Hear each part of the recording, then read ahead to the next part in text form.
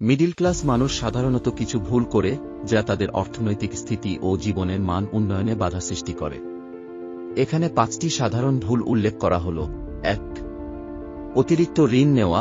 অসাবধানতা বা অতিরিক্ত চাহিদা পূরণের জন্য ঋণ নেওয়া অনেক সময় তাদের ফিনান্সিয়াল ভারসাম্য নষ্ট করে ফেলে।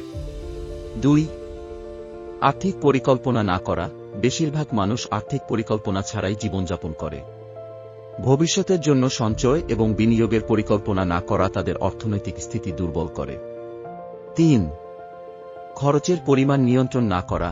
প্রয়োজনীয় ও অপ্রয়োজনীয় খরচের মধ্যে পার্থক্য না করতে পারা এবং অতিরিক্ত খরচ করা তাদের আর্থিক অবস্থার অবনতি ঘটায়। 4. অপর্যাপ্ত জরুরি তহবিল। জরুরি অবস্থার জন্য যথেষ্ট তহবিল না রাখার ফলে যে কোনো আর্থিক সংকটে তারা বিপদগ্রস্ত হতে পারে। 5.